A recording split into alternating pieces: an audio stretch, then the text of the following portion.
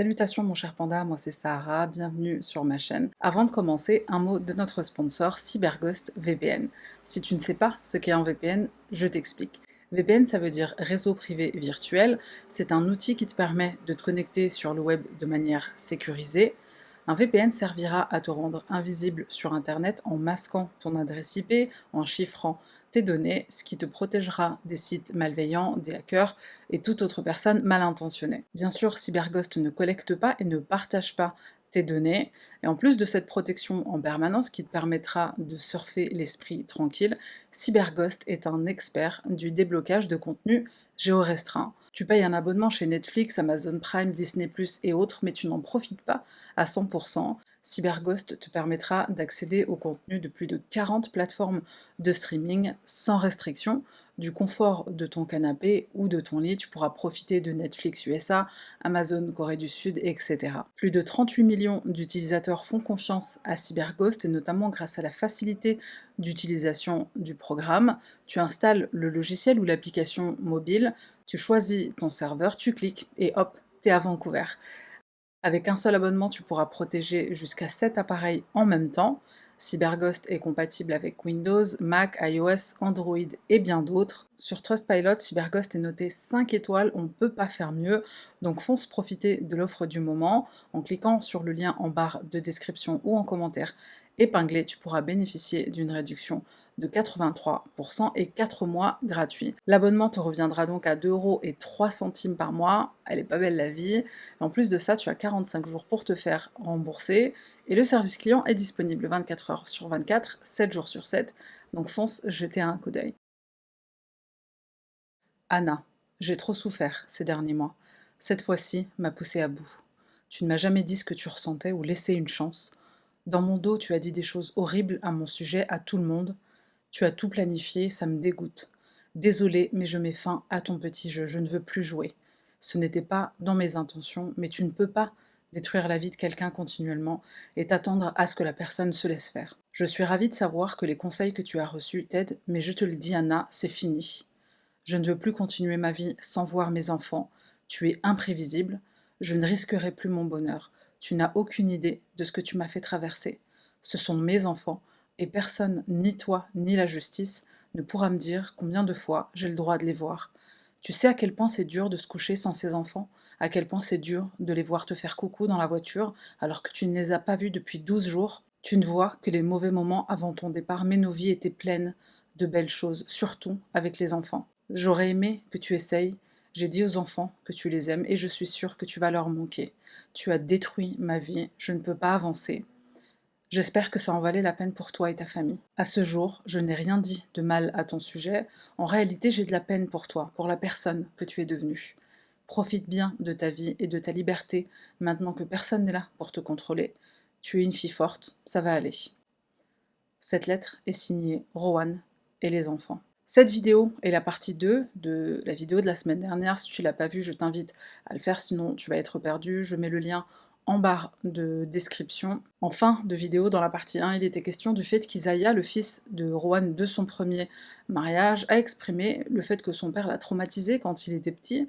Et même s'il ne rentre pas dans les détails, on peut facilement s'imaginer ce qu'il en a été par le traitement des 3 enfants de Rowan et Anna, Alia, Layana et Trey. Pour ne donner que quelques exemples, parce que j'ai pas envie non plus de te faire perdre espoir en l'humanité, après les fêtes de fin d'année 2019, il me semble, peut-être 2018, Rowan jette les jouets de ses enfants, les jouets qu'ils ont reçus en cadeau pour Noël, et ce, suite à une dispute avec maman, avec Anna.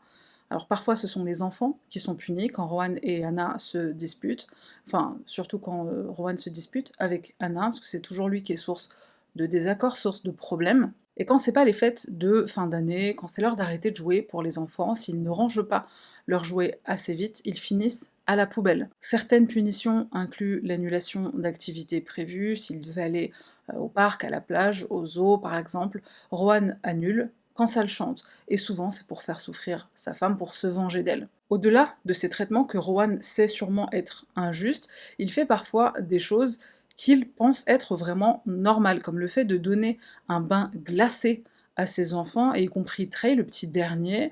Il poste ça fièrement sur la page Facebook de la salle de sport en disant aux membres, bah, regardez, un bain glacé, c'est super bon pour la santé, même mes enfants le font. Que les enfants hurlent de douleur pendant ce bain glacé qui est bon pour la santé, ça ne gêne aucunement Rohan. Et j'ai également trouvé cette vidéo où on le voit jouer avec les enfants. Alors je te mets un lien de la vidéo en intégralité si tu souhaites la regarder, mais je te préviens, faut que tu aies le cœur accroché, surtout quand tu sais comment l'affaire se termine. J'ai montré seulement quelques extraits, je pense que l'entièreté elle est assez difficile à regarder, mais en gros on y voit Rohan jouer avec ses enfants, et il est particulièrement brutal. Pas violent, je dirais pas non plus qu'il violente ses enfants, je pense qu'il se rend peut-être pas compte de sa force. Bah, regarde la vidéo entière et dis-moi ce que t'en penses en commentaire. Mais personnellement, ça m'a fait mal au cœur. Comme je l'ai déjà mentionné dans la première vidéo, les enfants sont parfois privés de voir leur grand-mère, ils sont aussi parfois privés de faire des activités ou des sorties avec leur propre mère, encore une fois, sans raison. Le tournoi de CrossFit, dont il est question en partie 1, Alia, elle veut y assister, elle veut voir sa maman en compétition, et Rohan refuse. Alia, c'est la plus grande, et justement, plus elle grandit, plus elle se rend compte des décisions injustes de son père, elle ne se laisse pas faire, elle sait se défendre, et en tant que grande sœur extraordinaire qu'elle est, même du haut de ses 6 ans, elle défend sa mère. Une fois où le couple se dispute, elle dit à son père: «Papa, c'est bon, maman, elle t'a demandé pardon, arrête de bouder et parle-lui.» Une enfant de 5-6 ans qui essaie de réconcilier ses parents comme si c'était elle leur mère.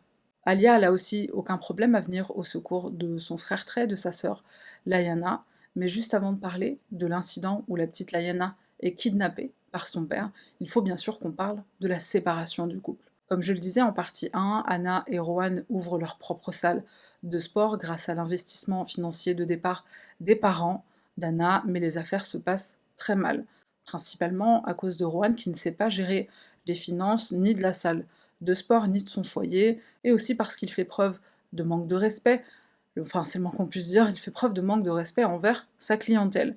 Alors déjà que c'est difficile de garder la motivation quand tu vas à la salle de sport, mais si en plus quand t'arrives le proprio te dit que t'es une batata, que t'es une grosse, bon, tu renouvelles pas l'abonnement. Beaucoup de membres quittent la salle, annulent leur abonnement, et les affaires vont si mal que le couple décide de fermer définitivement les portes de la salle en décembre 2019. Ils ont 75 000 dollars d'arriérés qu'ils doivent quand même payer, un énorme souci financier qui n'arrange pas la situation entre Anna et Rohan. Anna se démène en plus de la salle de sport, elle s'occupe des enfants, de la maison. Rohan, lui, ne travaille que 3 jours par semaine et le reste du temps, il se repose et il critique l'état de la maison qui n'est pas assez propre à son goût. Juste avant de fermer la salle de sport, d'ailleurs, il demande à Anna de trouver un deuxième travail et c'est ce qu'elle va faire. Anna commence un boulot à temps partiel, 2 jours par semaine, dans un magasin qui vend de l'équipement sportif. Malgré tout ce que fait Anna pour apaiser la situation, Rohan trouve toujours de quoi être insatisfait, de quoi être énervé envers sa femme. Peu de temps après le scandale de la compétition de CrossFit, la confirmation des écoutes téléphoniques, etc., Rohan commence à accuser Anna de le tromper avec Dave. Alors Dave, on se souvient, c'est un ami du couple, enfin principalement un ami d'Anna, c'est celui qui a participé avec elle et avec 2 autres amis au tournoi de CrossFit. Rohan est persuadé qu'il se passe quelque chose entre eux, tout ça à cause de la conversation qu'il a surprise où on parlait dans son dos. Et concrètement, Rohan n'a aucun élément qui soutienne sa théorie de l'adultère.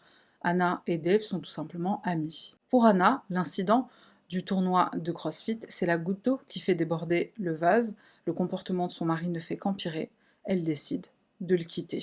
Elle prépare quelques vêtements, quelques jouets pour les enfants. Elle est tellement pressée, tellement bouleversée par la situation qu'elle met tout ça dans des petits sacs poubelles, tout pour sortir le plus vite de cette maison. Et par peur que son mari la localise avec son téléphone portable, elle le laisse dans la maison. Dans un premier temps, Anna va chez son amie Lou, elle lui raconte tout, elle s'effondre dans ses bras, et le lendemain, elle et les enfants vont chez ses parents, chez Sue et Lloyd. Rohan va la harceler, il la supplie de rentrer, il lui dit qu'elle fait du mal aux enfants, et pourtant c'est tout l'inverse, à la fois pour Anna et pour les enfants. Il retrouve le sourire, il s'amuse, Anna est soulagée comme si un poids énorme lui avait été retiré des épaules. C'est un nouveau chapitre qui commence pour elle, et elle en parle à une amie par message en lui disant: 2020, c'est mon année, je le sens. Anna est pleine d'espoir, le divorce est demandé, la procédure est en cours, Et avec les parents d'Anna, ça se passe super bien. On entre vite dans une petite routine, les grands-parents vont au boulot, Anna aussi, les enfants vont à l'école, on leur lit des histoires le soir pour leur dire bonne nuit, tout se passe pour le mieux chez la famille Clark.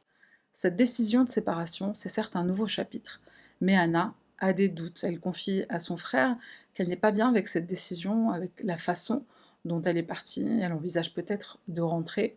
Après tout, c'est le père de ses enfants. Et la mère d'Anna dira à ce propos que le rapport de sa fille avec Rowan, c'est un peu comme une alcoolique qui a du mal à se défaire de son addiction.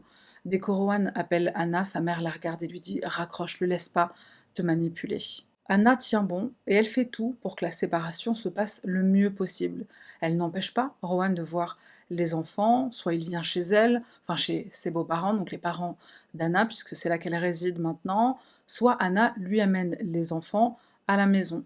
Parfois c'est seulement pour dîner et parfois elle les laisse passer la nuit. Rowan n'acceptant pas, cette situation va devenir invivable, insupportable. Voilà, déjà qu'il l'était beaucoup. Il débarque chez la famille Clark sans prévenir. Un jour, il entre même sans frapper, en douce. Il écoute Anna discrètement parler avec les enfants. La pauvre ne sait même pas qu'il est dans la maison. Elle se tourne, elle le voit, elle sursaute et elle hurle de peur. Quand parfois les enfants passent chez Rowan pour dîner, il les amène dans leur chambre, il les met au lit pour les forcer à passer la nuit. Après quelques jours où c'est lui qui les garde, il ne les ramène pas à Anna, il ne respecte jamais le programme sur lequel lui et Anna se sont mis d'accord. Il va aller encore plus loin pour faire de la vie d'Anna un enfer. Il demande une pension alimentaire. Il déclare que c'est lui qui a la garde. Anna doit lui donner de l'argent. Donc Anna, elle appelle la CAF, la CAF version australienne, et elle leur dit que c'est elle qui a la garde des enfants. Rowan ne les voit que quelques jours par-ci par-là, il n'y a pas encore eu de décision de justice de toute façon, donc la garde, elle leur dit on s'arrange entre nous. Si on pensait que la situation était grave avant la séparation, aujourd'hui c'est pire. Chaque jour où Anna travaille, Rowan est là, tous les jours où elle bosse, il vient la surveiller. Avant la séparation, il pensait déjà qu'il y avait tromperie avec Dave. Maintenant qu'ils sont séparés, il est persuadé que Dave est amoureux d'elle et qu'ils ont commencé à se voir de manière officielle. Rowan va même en parler à Dave et lui dit « ça se fait pas ce que tu fais, t'as pas à lui parler, moi je suis en train d'essayer de sauver mon couple et toi tu te mêles de mes affaires ». Et Dave, non pas qu'il soit intimidé, mais il envisage d'arrêter de parler à Anna tellement il a peur pour elle. Il a peur que ce soit elle qui subisse les nerfs de Rowan si les deux amis continuent d'être amis. Anna comprend que Rowan ne la laissera jamais tranquille. Pourtant, elle ne l'empêche pas de voir les enfants. Certes, ils sont séparés, mais elle veut qu'ils aient quand même leur père dans leur vie. Elle fait tout pour être arrangeante, mais la colère de Rowan ne faiblit pas. Elle commence à s'inquiéter pour son bien-être, elle confie à des amis. Je crois qu'il serait capable de me faire du mal, je crois qu'il serait capable de me tuer. Ses amis, ses parents la rassurent et lui disent « Mais non, t'inquiète pas, on est là, on te protégera ». Mais Anna est quand même inquiète à tel point qu'elle contacte un avocat et elle fait faire un testament. L'événement qui va marquer un tournant dans cette affaire, c'est l'enlèvement de Layana. Alors je mets entre guillemets enlèvement et je t'explique pourquoi. Le couple est fraîchement séparé, aucune décision de justice n'a encore été prise. Quant à la garde des enfants, c'est Anna et Rowan qui décident entre eux, combien de temps, etc. Le 26 décembre 2019, Anna propose à Rowan de passer la journée au parc ensemble, tous ensemble. Il accepte, et tout se passe bien jusqu'au moment de dire au revoir à papa. Il dit à Anna « Je prends les enfants avec moi ce soir ». Anna lui dit non, gentiment. Il s'énerve, il prend Layana de force, tout le monde commence à crier, dont la petite Alia, 6 ans, qui crie « Papa, laisse-la, laisse-la ». Rowan est dans un tel état qu'il cogne la tête de sa fille en la mettant dans la voiture.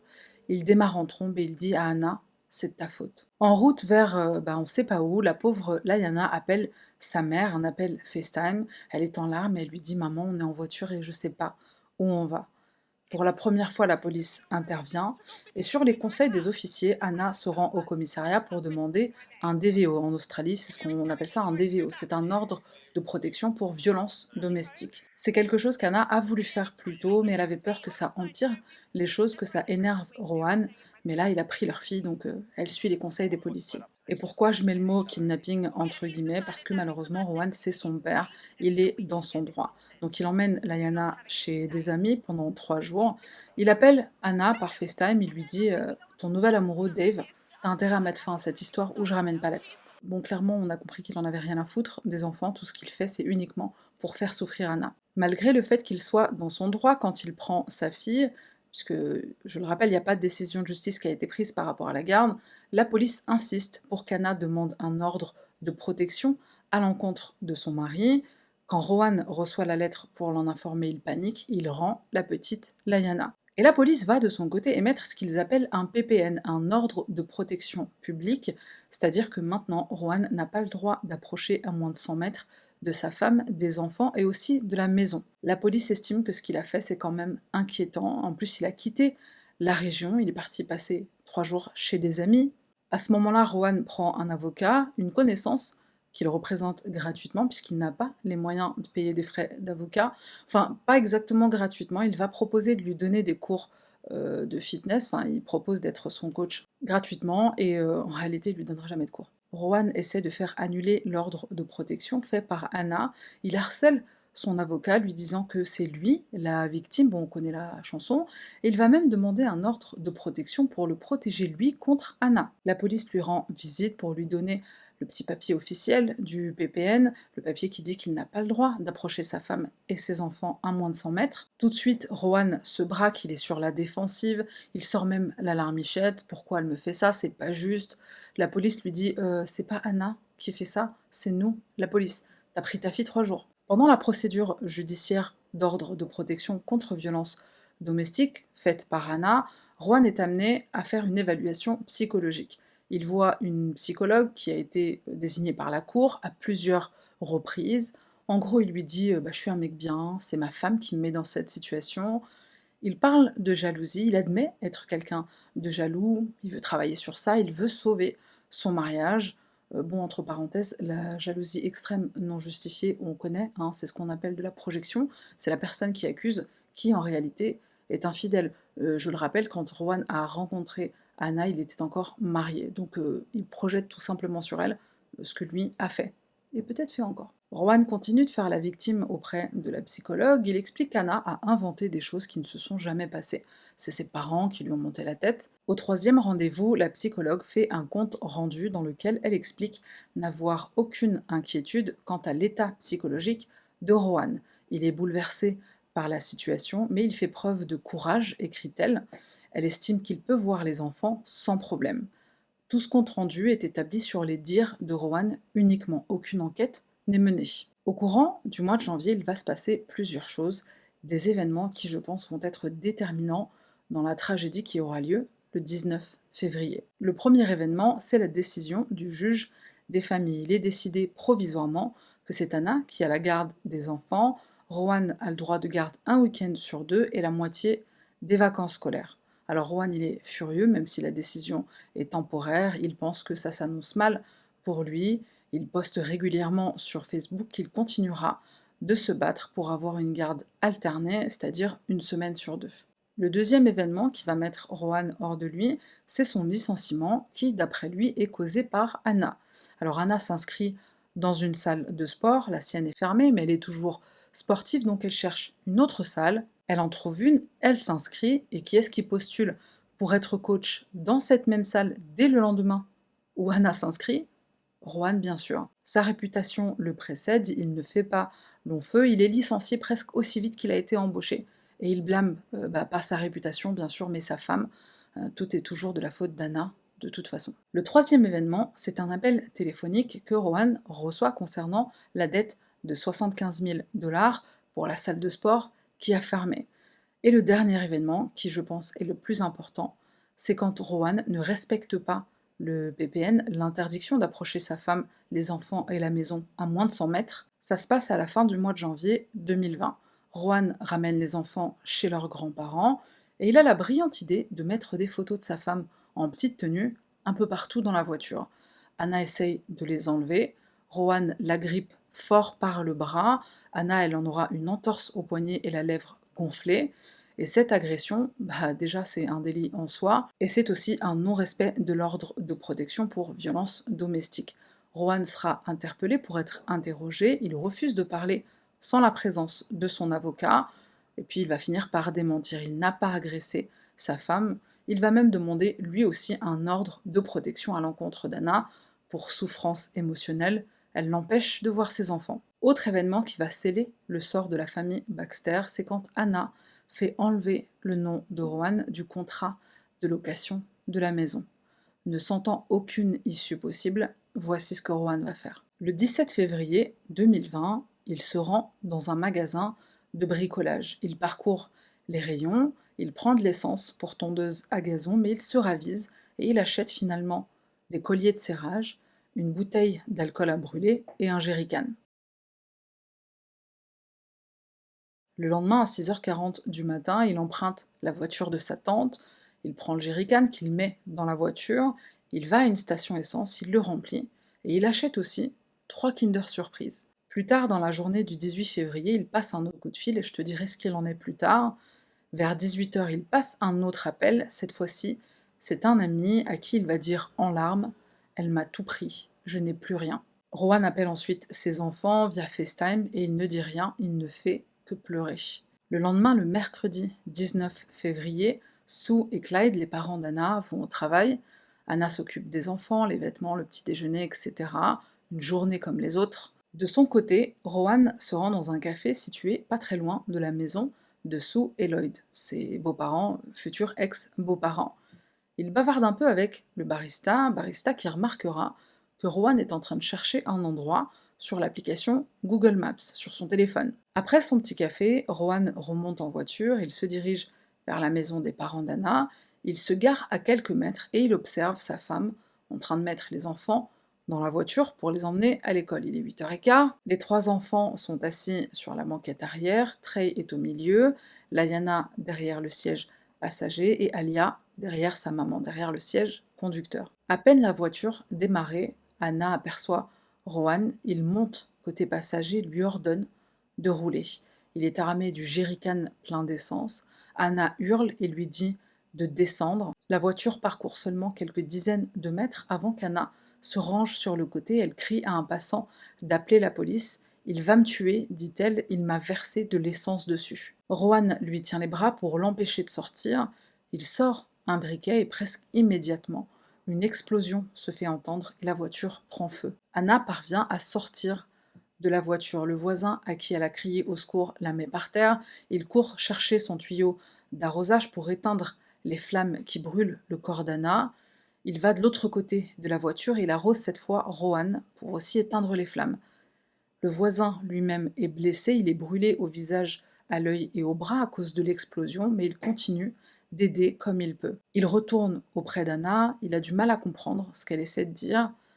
D'autres personnes témoins de la scène accourent, certains tentent d'ouvrir les portières de la voiture, d'autres appellent les secours, d'autres encore cherchent leur extincteur. Anna est encore vivante, mais brûlée sur tout le corps. Seules les plantes de ses pieds ne sont pas brûlées.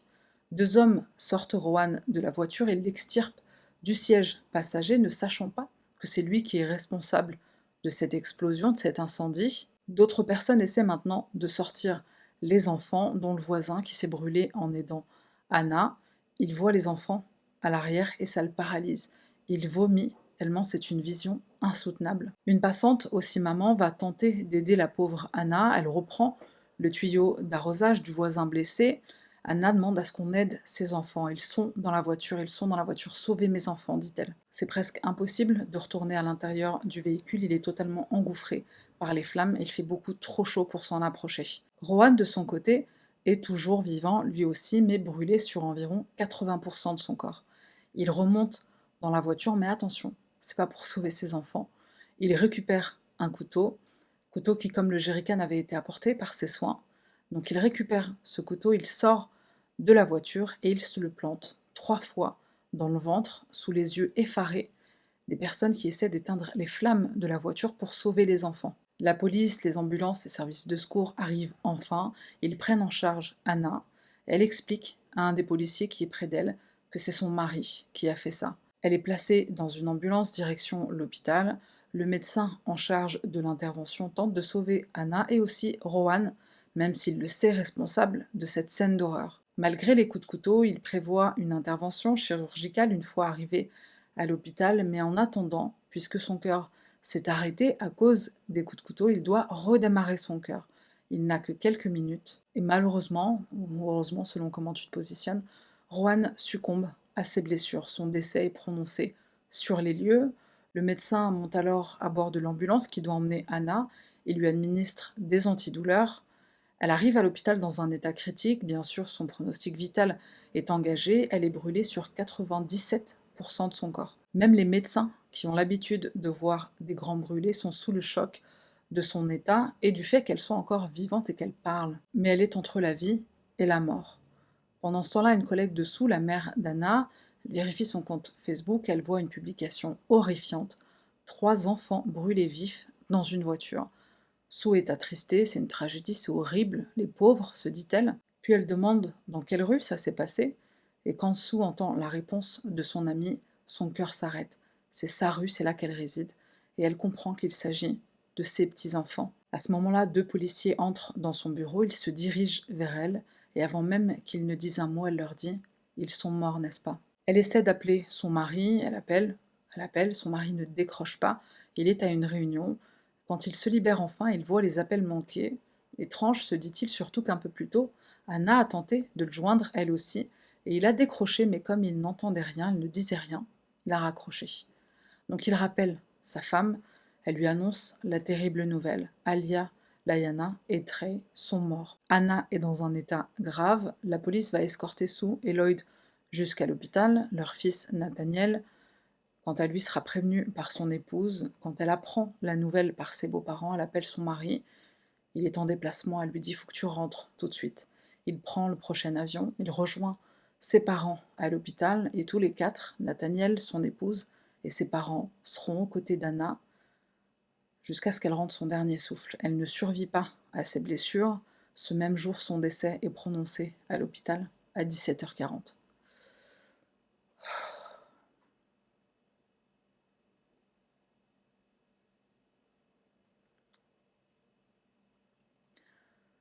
En procédant à l'autopsie de Rohan, le médecin légiste détermine qu'il n'y a aucune trace d'essence sur lui. Et ce que ça veut dire, c'est qu'il n'a probablement jamais eu l'intention de mourir avec Anna et leurs enfants. Le jerrycan est retrouvé fondu à l'arrière de la voiture au pied des enfants. Et personnellement, j'ai pas pu m'empêcher de me demander s'il n'avait pas allumé le briquet juste pour faire peur à Anna et pour la menacer de rouler. Je pense qu'il est tellement stupide qu'il a peut-être pas pensé au fait que ça pouvait exploser. Et puis on se rappelle qu'il était au café plus tôt dans la matinée, il était sur Google Maps, sur son téléphone. Certains supposent qu'il a voulu les conduire dans un endroit isolé. Lors d'une conférence de presse qui a lieu le 21 février, soit quelques jours après la tragédie, la police informe le public qu'une enquête est ouverte. Le détective Mark Thompson prend la parole et voici ce qu'il va dire. Notre travail est de mener une enquête complète en gardant l'esprit ouvert. Nous examinerons chaque élément. Et pour être franc, je sais que certains ont déjà décidé quelle partie l'enquête doit prendre. Faisons-nous face à une femme victime de violences domestiques, une femme qui a péri avec ses enfants des mains de son mari, ou bien est-ce l'histoire d'un homme qui a été mené à bout par des problèmes subis dans certaines circonstances, un homme poussé à commettre cet acte ? Fin de citation. Alors, 3 enfants brûlés vifs, leur mère brûlée vive, et tu penses qu'on va découvrir quoi? Qu'elle l'a trompé, qu'elle a été super chiante, et que donc ça justifie qu'ils méritaient tous de mourir? Brûlés vifs dans une voiture? Le pays entier est scandalisé par les propos de Mark Thompson. La chef de la police présente des excuses dès le lendemain. Bon, faut dire que c'était quand même le minimum syndical. Elle prend sa défense en disant que le détective Thompson est vraiment affligé par ce qu'il a dit, il est dégoûté, #miskin. Il a mal formulé, il a mal tourné sa phrase. Il travaille pour la police depuis des années, depuis toujours. C'est un bon détective dévoué envers la communauté, dira la chef de la police. Bon, disons que c'est un problème syntaxique. Thompson sera quand même retiré de l'affaire. Alors t'imagines bien qu'avec un esprit si ouvert, il pouvait pas mener l'enquête à bien. Les funérailles d'Anna, Alia, Liana et Trey auront lieu le 9 mars. Tous les 4 seront enterrés dans le même cercueil. Le Premier ministre australien est présent à la cérémonie, environ 1000 personnes sont présentes, et encore je crois que seulement 1000, c'est parce qu'il y avait peut-être pas la place, ou il y avait peut-être le Covid qui commençait à pointer le bout de son nez. Le pays entier a été choqué par cette tragédie. Des centaines de personnes vont venir rendre hommage à la famille Clark. On va déposer des fleurs, des animaux en peluche, des lettres devant la maison d'Anna. Et sur cette photo, la personne que l'on voit effondrée, c'est Dave Kramer, l'ami d'Anna, le fameux tonton Dave que les enfants adoraient. 11 semaines se sont écoulées entre le moment où Anna a quitté son mari et le moment où il a décidé de la tuer, elle et leurs 3 enfants. Lors de cette interview, on demande à Nathaniel, le frère d'Anna, si ça l'a choqué que Rohan puisse faire une chose pareille, et il répond oui à 100%. Il savait que Rohan voulait faire souffrir Anna à cause de la séparation, mais jamais il n'aurait pu prédire un tel drame, une telle horreur. Lloyd, le père d'Anna, dira dans une interview qu'il est en colère. Ce qui est le plus dur, c'est de ne pas savoir ce que ses petits-enfants allaient devenir. Ils avaient la vie devant eux. Sa femme Sue, quant à elle, elle dira qu'elle est juste triste, en colère envers qui il n'y a plus personne. Le compte Facebook de Rohan, sur lequel il était très actif, sera supprimé après qu'il ait reçu des milliers de commentaires, des milliers de messages de haine. Alors entre autres, on peut lire Amuse-toi bien en enfer, la souffrance éternelle, c'est pas assez pour toi. On se souviendra de Rohan Baxter comme un lâche faible. Cette page Facebook est le seul héritage qu'il laisse derrière lui. Et alors un autre héritage que Rohan va laisser derrière lui, c'est son fils Isaiah. Alors on se rappelle, c'est le fils qu'il a eu de son premier mariage.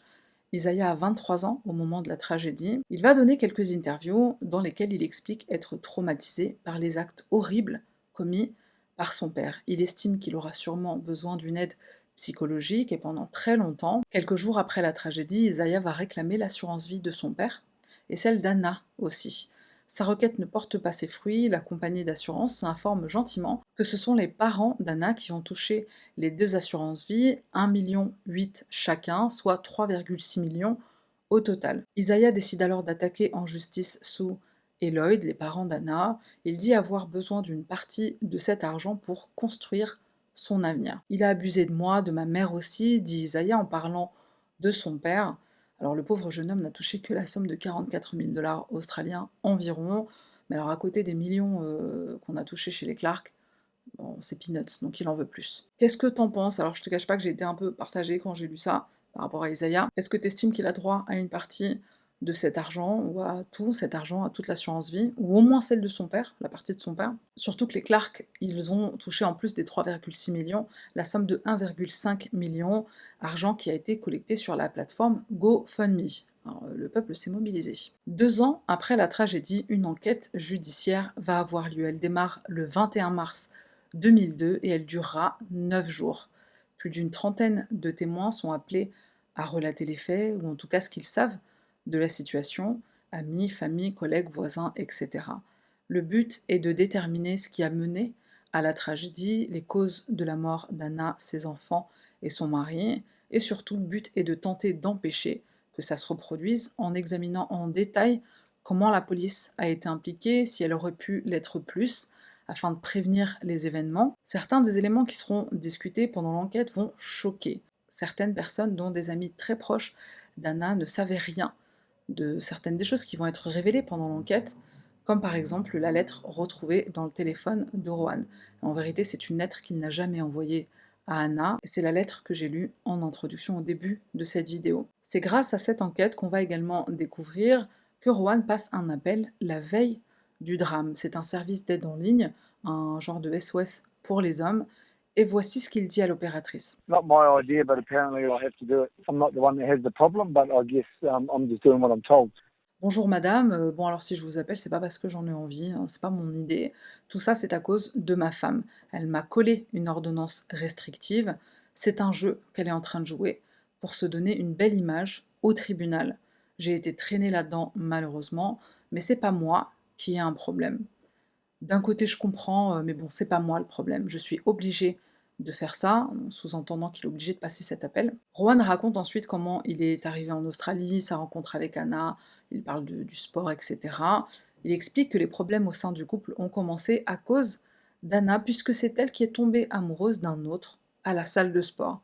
Tout ça s'est passé dans son dos. Elle en est venue à carrément quitter le domicile familial et ça a brisé le cœur du pauvre Rohan. Alors l'enquête, bien sûr, démontre que cette allégation de tromperie est totalement fausse. On comprend aussi que c'est habituel pour Rohan d'accuser sa femme d'infidélité. L'opératrice explique à Rohan qu'il doit contacter 2 autres services du département. Alors Rohan va en contacter un, il n'aura pas de réponse, et l'autre doit la rappeler le lendemain, vers midi. C'est le jour de la tragédie. La tragédie a lieu le matin vers 9 heures. On se rappelle aussi de la psychologue qui a fait un compte rendu presque élogieux en faveur de Rohan. Alors il faut savoir que 2 jours après le drame, elle va faire un ajout à ce compte rendu. Elle écrit qu'elle n'a jamais entendu Rohan parler de ses intentions meurtrières. On va le formuler comme ça.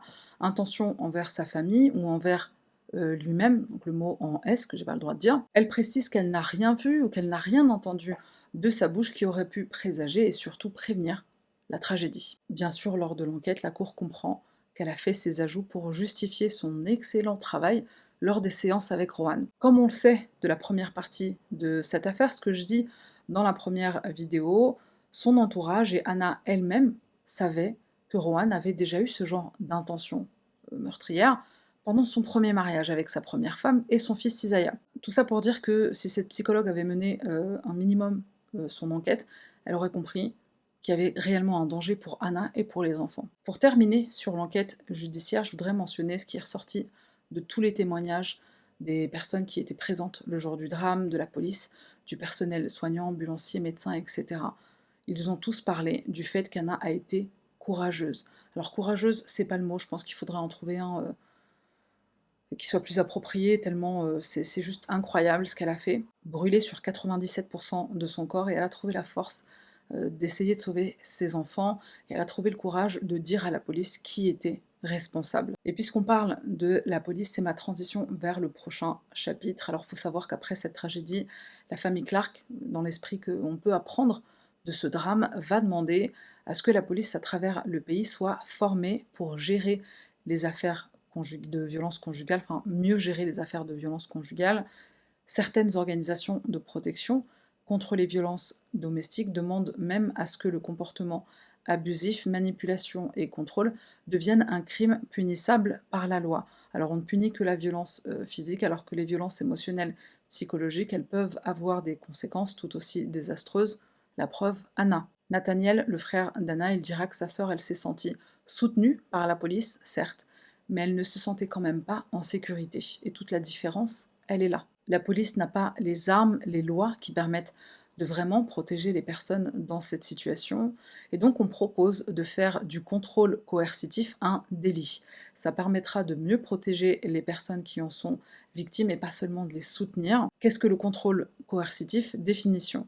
Alors le contrôle coercitif est défini comme un acte délibéré ou un schéma comportemental de contrôle, de contrainte ou de menace utilisé par un individu contre une personne, un partenaire intime ou un ex-partenaire, dans le but de la rendre dépendante, subordonnée et de la priver de sa liberté d'action. Les agresseurs intimident, humilient, surveillent, manipulent et ou isolent afin d'exercer leur pouvoir et leur contrôle. Les tactiques sur un laps de temps peuvent être psychologiques, physiques, sexuelles, émotionnelles, administratives et ou économiques.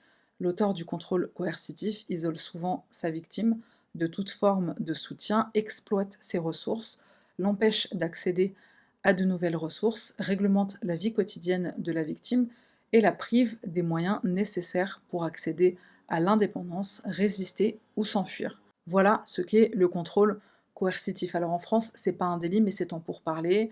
Enfin, ce qui est surtout en pourparlers, c'est le concept du contrôle coercitif, parce qu'en France, les violences dites émotionnelles et psychologiques, elles sont punies par la loi. Et la différence avec le contrôle coercitif, c'est que ne sont pas inclus dans ce qu'on considère en France comme un délit, c'est-à-dire violences psychologiques et émotionnelles, ne sont pas inclus les formes de contrôle économique, administratif, les violences sexuelles, le harcèlement, le stalking et d'autres choses. Alors disons que du coup le contrôle coercitif, ça englobe beaucoup plus d'éléments. Donc oui, ce serait bien d'en faire un délit, ne serait-ce que pour faire avancer la cause des personnes qui sont victimes de toute forme de violence domestique. Et quand je dis personnes, c'est bien sûr les hommes et les femmes. Enfin, les femmes et les hommes. En Australie, le contrôle coercitif devient officiellement un délit après l'affaire Anna Clark.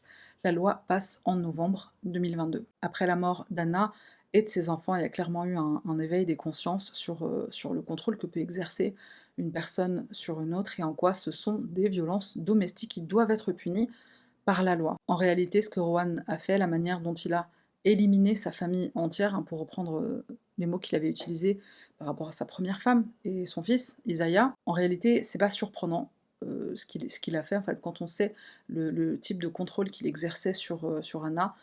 la façon dont se termine cette histoire, c'est pas du tout choquant. La violence physique, elle peut présager le meurtre, mais le contrôle coercitif aussi. La cousine de Rohan va témoigner lors d'une interview, elle va expliquer qu'il a été élevé par un père qui lui a appris qu'une femme, c'est bon qu'à faire le ménage et à faire la pute. Le père de Rohan a reçu cette même éducation de son père à lui, qu'il a reçu de son... Enfin, en gros, c'est une tradition qui dure depuis des générations. Sandra, elle précise donc qu'elle est loin d'être choquée par le comportement de son cousin. Et je vais terminer avec 2 notes positives, parce que là, clairement, on en a besoin. Lou, on se rappelle, c'est l'amie d'Anna chez qui elle a passé une journée quand elle a décidé de quitter son mari. Donc Lou est mariée avec un homme qui s'appelle Simon, et elle et lui parlent lors d'une interview de leur intention de créer la fondation Petit Pas pour Anna. Cette fondation va voir le jour en juin 2020, elle sera créée par Simon, par Lou, par les parents d'Anna et d'autres personnes. Et leur slogan, c'est HALT. Alors c'est HALT en anglais, donc sans E à la fin. HALT aux violences domestiques, HALT aux violences familiales. Et HALT, en fait, c'est un acronyme. H-A-L-T, ce sont les initiales d'Anna et de ses enfants, Alia, Liana et Trey. Le but de la fondation est d'agir à plusieurs niveaux, éducation, prévention, soutien. Ils mettent par exemple à disposition une aide juridique. Et ce que vont préciser Simon et Lou, c'est que le but premier pour les garçons, c'est de les éduquer dès leur plus jeune âge sur la façon de traiter des filles. L'exemple qu'on donne, c'est dans la façon dont on élève nos fils, dira Simon. La deuxième note positive, c'est l'ouverture d'un sanctuaire nommé le sanctuaire d'Anna. Ça commence avec un donateur anonyme qui va passer un coup de fil à Caroline Robinson. Alors Caroline Robinson, c'est la directrice de l'association Beyond DV, au-delà des violences domestiques. Donc cet homme appelle Caroline et lui dit: écoute, je viens d'acheter un terrain et j'aimerais bien qu'on y construise des logements pour les survivantes ou les survivants de violences domestiques. Cette personne a souhaité rester anonyme, on ne sait pas de qui il s'agit, enfin, à part Caroline, il y a quelqu'un qui sait de qui il s'agit. Donc Caroline, à son tour, elle appelle les parents d'Anna, et la décision est prise que le projet sera géré par les 2 associations, Beyond DV, l'association de Caroline, et Petit Pas pour Anna. Le sanctuaire propose des logements temporaires jusqu'à 1 an et demi à des femmes ou des hommes et leurs enfants, s'ils ont des enfants, pour qu'ils puissent sortir d'une relation abusive et démarrer une nouvelle vie. Et note positive, bonus, en mai 2021, Dave retrouve la force de participer à un tournoi de CrossFit, et il le fait en l'honneur d'Anna. Il explique que l'amitié qui s'est créée entre elle et lui, l'amitié entre les crossfitters de manière générale, c'est une amitié forte. Et pour rendre hommage à son amie Anna, Dave entre en compétition au même tournoi de CrossFit qu'à celui auquel il avait participé avec Anna en 2019. Certains des exercices sont conçus en hommage à son amie partie trop tôt. Il y a à la fois des exercices qu'elle aimait faire, comme marcher en équilibre sur les mains, et il y a aussi des exercices qui représentent la force et le courage d'Anna. Le nombre de répétitions, le nombre des mouvements sont quant à eux un hommage à ses enfants. 6, 4 et 3 répétitions par exercice, ce sont les âges des enfants. Alia avait 6 ans, Layana 4 et Trey avait 3 ans. L'équipe de Dave n'est pas la seule à avoir une pensée pour Anna. Tu remarqueras sur les images que certaines personnes portent la couleur rose, comme ça a été le cas lors des funérailles d'Anna et de ses enfants. But she should really be here. She should be out there with us in our team competing. And that's hard. But we're proud to be here and honoring her and honoring the kids.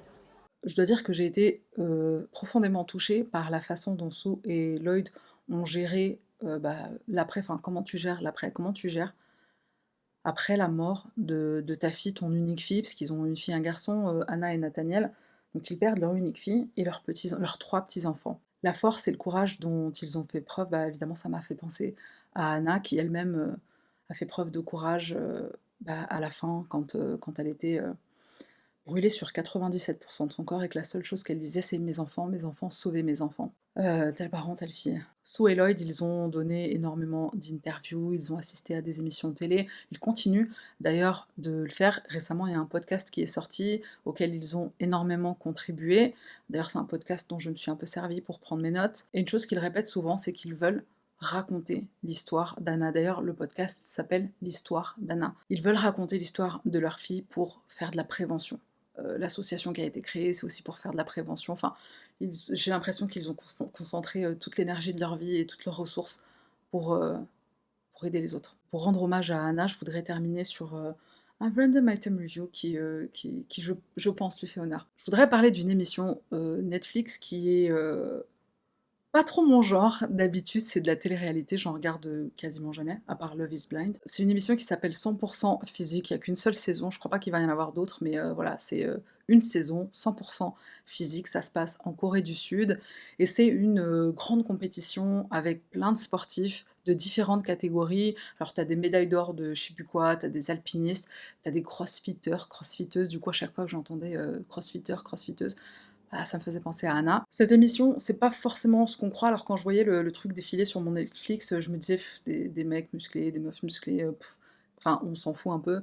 Et en fait, non, c'est vraiment, vraiment focus sur le sport, c'est pas des gens qui sont là par arrogance, bon, peut-être un peu, mais par arrogance sportive et athlétique, on va dire. J'ai trouvé ça super, super prenant, très prenant, parce qu'il y a, chaque épisode, en fait, il y a enfin, des concours qui sont différents, des jeux qui sont différents. J'ai trouvé ça très touchant par moments et je te dis pas plus, je t'en dis pas plus, je veux pas te spoiler plus que ça, je t'invite à regarder et si t'as déjà vu, bah laisse un commentaire, partage ton ressenti. Avant de se quitter, un petit rappel de notre sponsor CyberGhost VPN.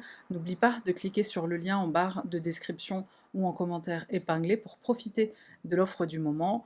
Pour 2,03 € par mois, tu pourras surfer sur le web en toute tranquillité. Tu seras non seulement protégé, et tu auras aussi accès à du contenu géorestreint, par exemple sur des plateformes de streaming ou même ici sur YouTube. Voilà, c'est tout pour moi. Merci d'avoir regardé jusqu'à la fin. Elle était dure celle-là. Merci d'avoir regardé jusqu'à la fin. Prends soin de toi. Et on se retrouve la semaine prochaine pour une nouvelle affaire.